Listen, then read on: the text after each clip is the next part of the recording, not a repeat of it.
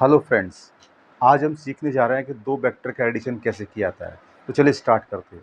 देखिए हमारे पास एक क्वेश्चन है, two vectors having equal magnitudes ए।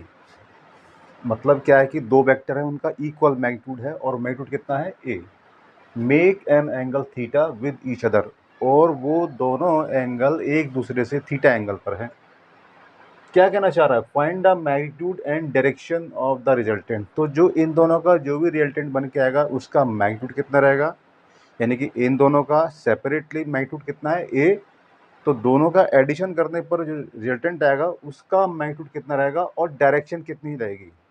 अब डायरेक्शन आप किसी भी वेक्टर को जो दो दिए हैं इनमें से किसी को भी रेफरेंस मान करके निकाल सकते हो, उससे कोई फर्क नहीं पड़ता। ठीक है, तो देखिए अब हम लेते हैं सॉल्यूशन। तो इसमें पहले इंफॉर्मेशन क्या है, पहले वो नोट कर लेते हैं। ठीक है, तो हमारे पास इंफॉर्मेशन है गिवन टू वेक्टर्स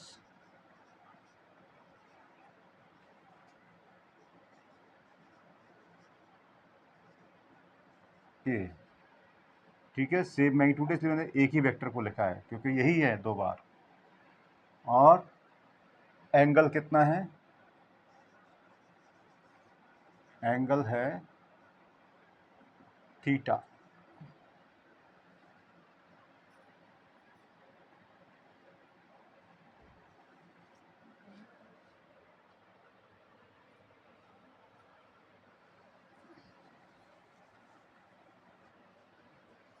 चलिए सॉल्यूशन करते हैं। तो पहले इंफॉर्मेशन क्या है, पहले नोट कर लेते हैं। इंफॉर्मेशन हमारे पास टू वेक्टर्स है हमारे पास,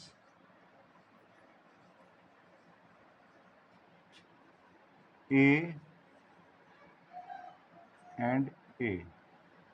एंगल कितना है, एंगल है थीटा। फाइंड क्या करना है, रिजल्टेंट वेक्टर।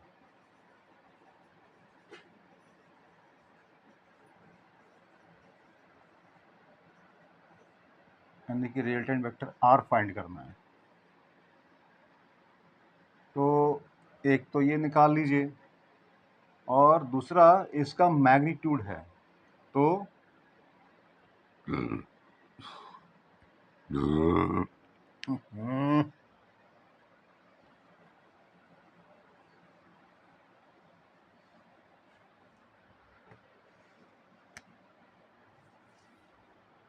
सॉल्यूशन। तो हमें पहले इंफॉर्मेशन दी उसको नोट कर लेते हैं। वेक्टर्स ए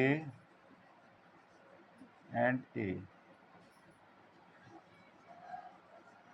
एंगल थीटा, और फाइंड क्या करना है,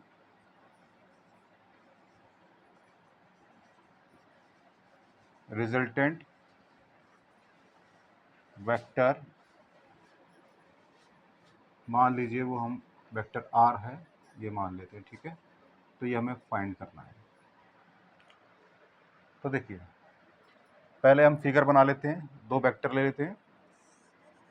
तो ये हमारे पास वेक्टर ए है और ये हमारे पास वेक्टर ए है, और ये दोनों एक दूसरे से थीटा एंगल पर है। तो हमें इसका निकालना है रिजल्टेंट वेक्टर। तो क्या करेंगे, इस वाले हेड से इसके पैरेलल एक लाइन खींच दीजिए ऐसे, और इस वाले हेड से इसके पैरेलल एक लाइन खींच दीजिए। तो ये दोनों लाइंस यहाँ पर काटती हैं। तो जहाँ पर काटती हैं वहीं पर हम ये इन दोनों वेक्टर्स का जो टेल है वहाँ से स्टार्ट करते हुए यहाँ तक एक वेक्टर खींच देते हैं।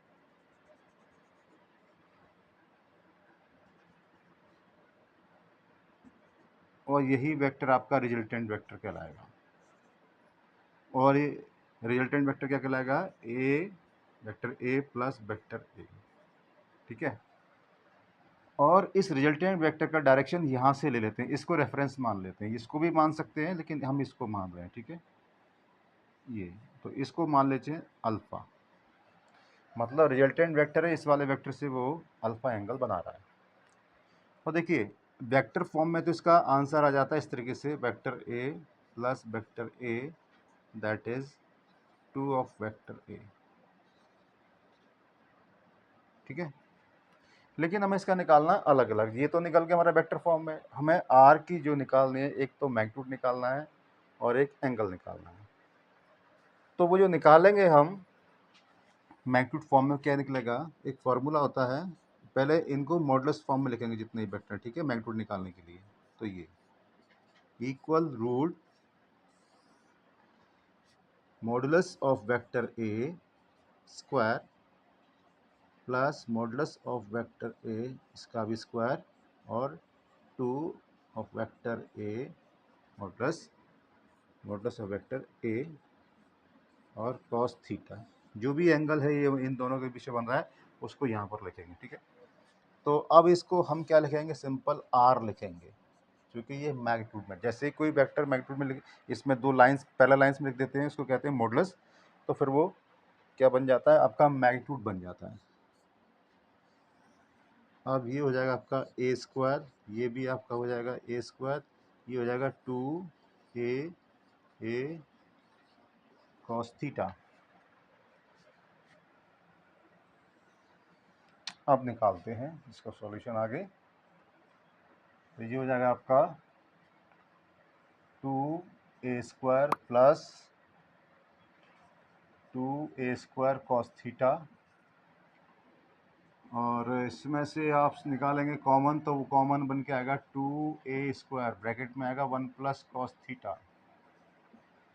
अब देखिए ये हमारा ट्रिग्नोमेट्रिकल पार्ट है, ट्रिग्नोमेट्रिकल पार्ट के कई आंसर हो सकते हैं, लेकिन हमें क्या लेना है, एक ऐसा इसका सॉल्यूशन लेना है जिसका स्क्वायर आ जाए, क्योंकि स्क्वायर आएगा तो उसका स्क्वायर रूट निकल के आ जाएगा। तो इसका स्क्वायर मतलब फॉर्मूला क्या होता है, वो होता है 1 प्लस कॉस थीटा का होगा 2 कॉस स्क्वायर थीटा अपॉन 2, ये होता है, ठीक है। तो इसी को हम यहाँ पर रखेंगे, तो क्या बन के आएगा 2a square into 2 cos square theta upon 2, तो ये हो जाएगा आपका 4a square cos square theta upon 2। अब देखिए यहाँ पर क्या है कि ये भी स्क्वायर है 2 का, ये स्क्वायर है a का, ये कॉस स्क्वायर है, यानी सबके स्क्वायर बन गए, तो क्या निकल के आ जाएगा इनमें से 2a कॉस थीटा अपॉन 2। तो जो रिजल्टेंट है उसका मैग्नीट्यूड ये आ गया, तो एक आंसर तो आपका ये हो गया। अब दूसरा हमें निकालना है इसका एंगल, यानी कि अल्फ़ा निकालना है।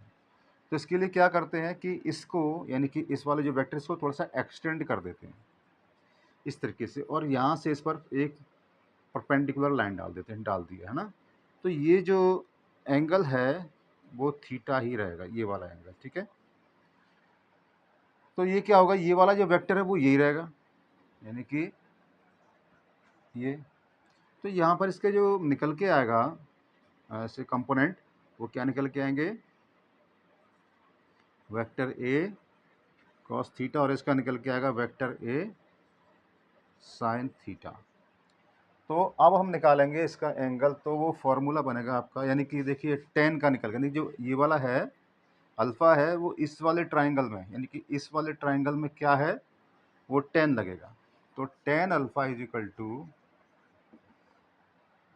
क्या आएगा,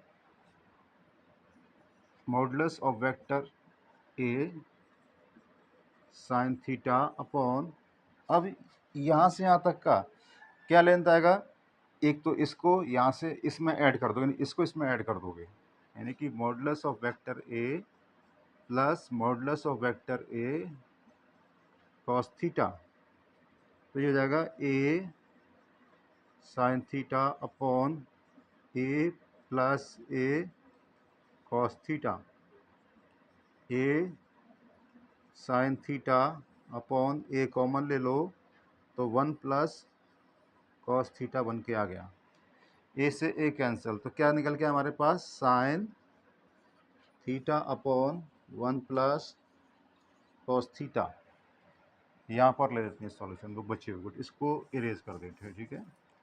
तो यहाँ पर हमारा टेन अल्फ़ा जो निकल के आएगा वो क्या आएगा कि देखिए, अब हमें इनको इस तरीके से लेना है कि इनमें से कुछ कॉमन चीज़ें आ जाए जो कि कट जाए। तो साइन थीटा को हम बनाएंगे 2 sign theta upon 2 cos theta upon 2, और इसका क्या बन के आया था, बताया था मैंने अभी, 2 कॉस स्क्वायर थीटा अपॉन 2, तो ये बन के आएगा। तो देखो 2 से 2 कैंसिल, ये कॉस थीटा अपॉन 2 से स्क्वायर कैंसिल हो जाएगा, तो क्या बचेगा, sign theta upon 2 upon cos theta upon 2, तो ये बन के आएगा आपका टेन थीटा अपॉन 2, और ये आपका टेन अल्फ़ा। तो देखिए alpha is equal to tan inverse tan theta upon 2, तो देखो ये आपस में कैंसिल हो जाएंगे, तो क्या आएगा, alpha is equal to theta upon 2। तो एक आंसर हमारा ये आ गया। और यही पूछा जा रहा था, है ना, कि इनका मैग्नीट्यूड निकालना है। तो देखिए मैग्नीट्यूड हमने ये निकाल दिया और ये एंगल निकाल दिया, तो हमें आंसर ये देने थे। लेकिन ये भी क्या आंसर है, ये वाला, ये वेक्टर फॉर्म में है ना। तो इसका मतलब क्या हुआ कि ये जो दोनों वैल्यू निकाली हैं, ये दोनों वैल्यू इसके अंदर शामिल हैं, लेकिन हमें उसको अलग अलग दिखाना है, तो हमने दिखा दिया। सो आई होप ये समझ में आया होगा। फिर मिलते हैं एक नई वीडियो में एक नए टॉपिक के साथ में। Till then goodbye and take care.